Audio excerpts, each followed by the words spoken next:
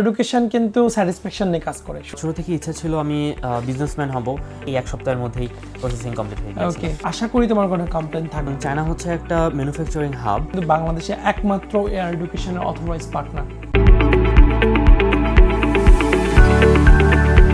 Hello everyone, this is Rohan. Today right now I am at Dhaka head office and আমার সাথে আমাদের একটা student রয়েছে যে রিসেন্টলি ওর ভিসা এবং অ্যাডমিশন সব কিছু কমপ্লিট করেছে আর ও রিসেন্টলি ফ্লাই করবে মার্স ইনটেকের জন্য।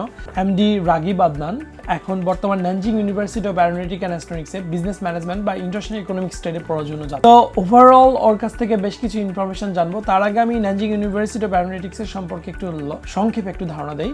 এটা চায়নার একটা one of the topest university. এটা ন্যানজিংয়ে অবস্থিত। ন্যানজিংকে চায়নার সেকেন্ড ক্যাপিটাল সিটি বলা হয়, কারণ এটার কিন্তু পুরাতন রাজধানী, ঠিক আছে। এবং ওভারঅল সব কিছু মিলায়ে ন্যানজিংয়ের কিন্তু এই ভার্সিটিটা one of the topest university. ন্যানজিংকে ইউনিভার্সিটি পাড়া বলা হয় কারণ অনেকগুলো ইউনিভার্সিটি এখানে ন্যানজিংয়ে। ওভারঅল প্রায় 20+ university in there and maximum universities ranking is so high. রাগিবের কাছ থেকে জানবো যে ও কিভাবে আমাদের এয়ার এডুকেশনকে খুঁজে পেয়েছে।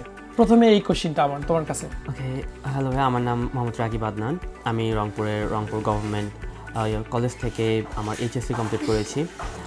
আমি সর্বপ্রথম তোমার ভিডিও দেখেছিলাম 2024 সালে। 24 সালে? হ্যাঁ, অনেক আগে। এবং তারপর থেকে অ্যাকচুয়ালি আমার প্ল্যান ছিল যেহেতু আমি চাইনায় পড়াশোনা করতে যাব, সুতরাং তোমাদের মাধ্যমে সেটা প্রসেস করব এবং তোমাদের সাথেই কাজ করব।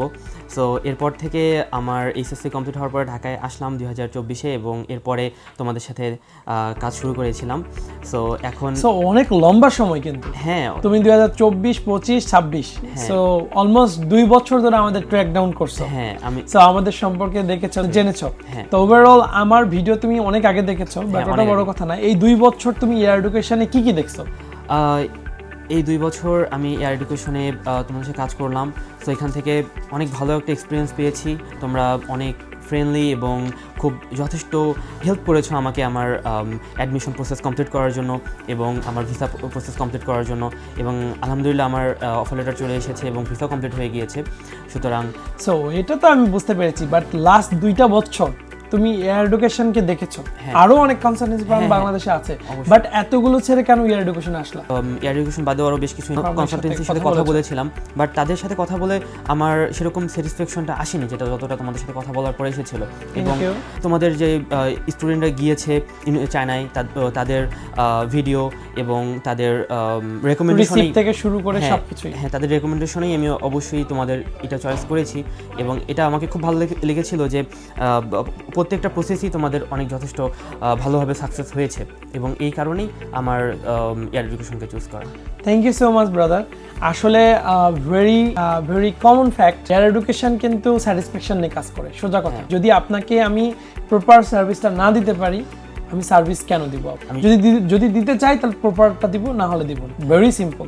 So I hope, thank you so much for your word.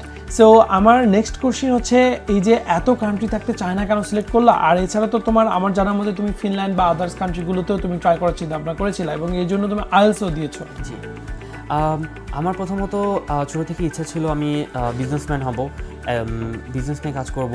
সুতরাং চায়না হচ্ছে একটা ম্যানুফ্যাকচারিং হাব এবং চায়নায় গেলে আমি একটা ইন্টারন্যাশনাল পর্যায়ে একটা ম্যানুফ্যাকচারিং কালচারের সাথে পরিচিত হব। সুতরাং নুয়াতে আমার ইন্টারন্যাশনাল বিজনেস নিয়ে পড়ার মেইন কারণ হচ্ছে আমি একটা ইন্টারন্যাশনাল কালচারের সাথে নিজেকে পরিচিত করতে চাই এবং সেখানে পড়াশোনার মাধ্যমে একটা ধারণা নিতে চাই যে ইন্টারন্যাশনাল পর্যায়ে কীভাবে বিজনেসটাকে আমি আমার নিয়ে যেতে পারবো। So that's a good choice. আমি মনে করি একটা কান্ট্রিকে এত দ্রুত চেঞ্জ করার, এত ফাস্ট টেকনোলজি আসলে এখন পর্যন্ত ওয়ার্ল্ডে অন্য কোনো কান্ট্রি করতে পারেনি। যেটা চায়না করছে সেটা বিজনেস দিয়ে, অন্য কিছু না, শুধু ট্রেডিং করে। হ্যাঁ, ঠিক আছে। So that's the very good choice. যদি কেউ ভবিষ্যতে এরকম চিন্তাভাবনা করে যে বিজনেস মাইন্ডেড যারা, তাদেরকে আমি বলবো যে অন্য কোনো কান্ট্রি না, আপনি বিজনেস ম্যানেজমেন্ট বা ইকোনমিক্স অ্যান্ড ট্রেডে পড়ার জন্য আমি মনে করি best choice China, one of the biggest and best choice. ঠিক আছে। অ্যান্ড ইউনিভার্সিটিগুলো অনেক ভাস্ট অ্যান্ড তাদের কারিকুলাম অ্যান্ড সব কিছু অনেক ডেভেলপ। সো এটা বলার বাহুল্য, তোমরা এখন অনলাইনে সবই দেখতে পাচ্ছ। সো এখানে নতুন করে বলার কিছু নেই। সো ওভারঅল তোমার সাথে কথা বলে আমার খুবই ভালো লাগলো ভাইয়া। অ্যান্ড লাস্ট কোশ্চেন দ্যাট, তুমি এয়ার এডুকেশন থেকে যে সার্ভিসটা নিয়েছো, এয়ার এডুকেশনে ফাইল কবে ওপেন করেছো, তোমার অ্যাডমিশন কবে হলো, ভিসা কবে হলো? আমি এয়ার এডুকেশনে ফাইল ওপেন করেছিলাম 2024 সালের সেপ্টেম্বরে অনেক আগেই।